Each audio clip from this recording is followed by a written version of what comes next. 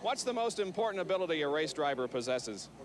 I just have to say bravery, because a guy who gets out there and does 125 to 200 miles an hour without a blink of an eye, that's pretty courageous if you ask me. I think the driver has to have good eyesight. Good reflexes. I think one of the most important abilities is to put together good race sponsorship. Good mechanical knowledge.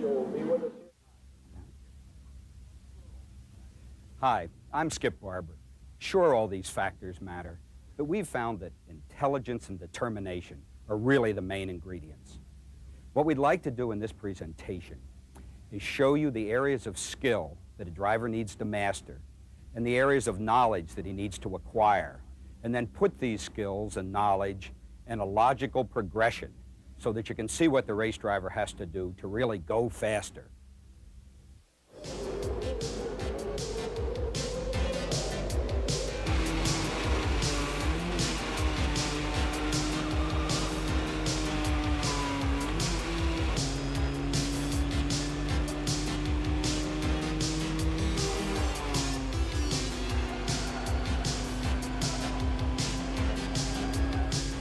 We've been in the business of training race drivers for 12 years, and over 8,000 drivers have taken advantage of picking our instructors' brains.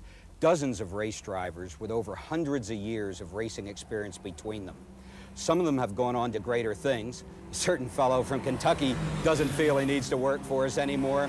The others continue through the school to pass their knowledge on to newcomers to the sport. How do you teach race driving? Most simply, by defining the problems a driver faces and then tackling each problem one at a time. Let's have Carl Lopez get the ball rolling by defining what a race driver has to do to go faster. Thanks, Skip. What's the one basic problem a race driver faces? A driver has to figure out how to drive around a twisty piece of asphalt in the minimum amount of time. Can't get much more basic than that. To solve this problem, let's divide up the racetrack into straights and corners and tackle each piece separately. How do we drive down the straight in the shortest time? Pretty easy. Steering wheel straight, throttle wide open. Let's try it here at Lime Rock. John McComb drives through the downhill, and the radar picks him up at 71 miles an hour coming onto the straight. He accelerates as hard as he can, throttle wide open, increasing speed all the way. Let's see how long it takes him to reach the end of the straightaway and the point at which he puts the brakes on. On this try, it's 11.4 seconds. Now let's have John try a little harder going through the downhill, and let's see what speed he starts the straightaway at. This time, 73 miles an hour. He accelerates the same way, as hard as he can, foot to the floor, car gaining speed all the way, and let's see if it takes him less time to get down to the end of the straight. 11 flat, 4/10 quicker. I think we found out something important here. We really can't separate straights and corners because how well we do the corner directly affects how quickly we drive down the straight that follows. We can, and we do, divide the racetrack up into sections consisting of a corner and the straightaway that follows. In this way, we can decide which corners are more important than others. The most important corner is the one that leads onto the longest straight. The second most important corner leads onto the second longest straight, and so on. Let's get back for a second to the process of beating our elapsed time down the straight.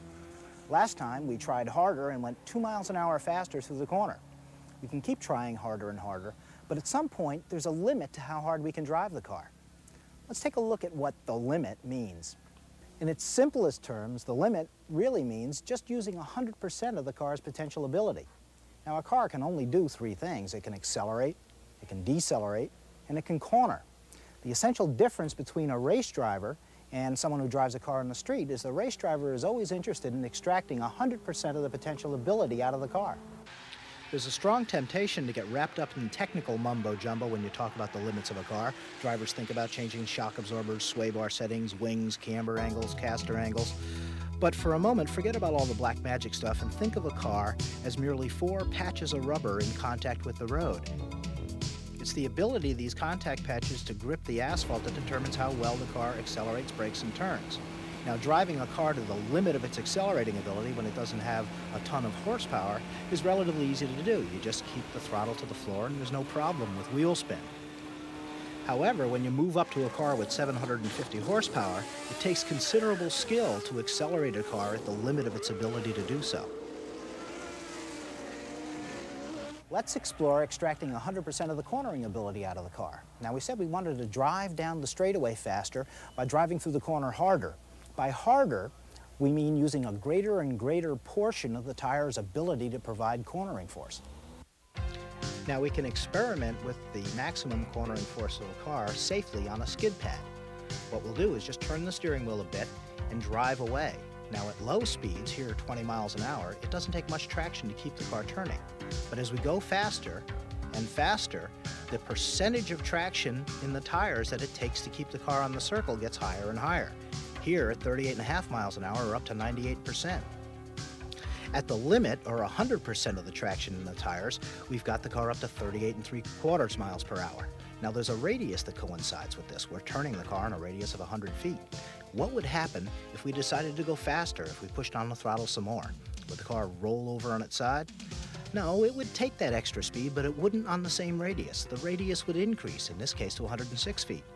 If we went faster still, the radius would increase once more.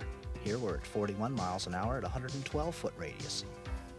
Now here's the most important point.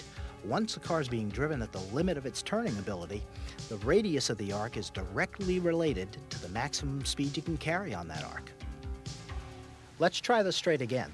This time John drives onto the straightaway using the maximum cornering ability of the car on the same path he's been on. And using 100% of the cornering ability, he does get the entry speed onto the straight up to 80 miles an hour. Should take him less time to finish the straightaway. It does, it's down to 10.2.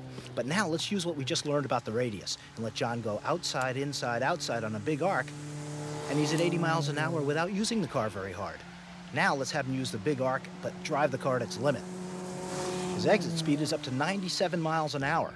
Coming onto the straight at 97 and accelerating as hard as he can, it should take him a lot less time to get down to the end. Let's see what his elapsed time is. Down to 9.4, the best yet.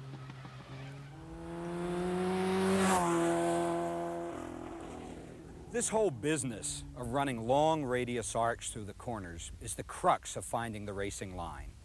And the racing line, simply, is the fastest path or route around the racetrack, and it's the starting point in any driver trying to go faster. Now, why should it be the starting point? Ask yourself what determines how fast a car can go through a corner. Once the driver's learned to drive the car at the limits of its cornering capability, the radius of the arc determines how fast it can go. The line, in other words, determines theoretically how fast a car can go in a corner. Next thing to consider is what one thing determines how fast a car can go at the end of a straight. The speed it carries onto the straight really does that. Again, the biggest arc through the corner yields the highest straightaway entry speed and the fastest time down the straight. I'm assuming here that the maximum acceleration of the motor is being used. Since the line ultimately determines the limits of both the cornering and the straightaway speed, we think it's the ideal place to start. What would be the next step? We've seen that using more of the tire's cornering force increases speed. Once a driver's driving on the proper arc, the next most important skill he needs is to develop car control, the ability to drive a car at its cornering limit. The third skill to develop is the ability to slow the car down, using 100% of its ability from high straightaway speeds to the speed at which you're going to enter the corner. Let's go over our logical list again. First, we find the line. Next, we develop our car control so that we get higher corner exit speeds. Finally, we work on braking. Let's go back to Carl and get more deeply into the line.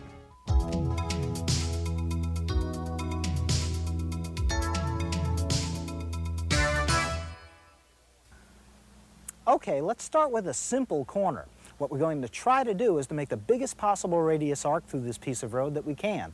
We're going to start at the very outside edge of the road, and with one smooth turn of the wheel, put the car on an arc that just touches the inside edge, and then just touches the outside edge again on the way out.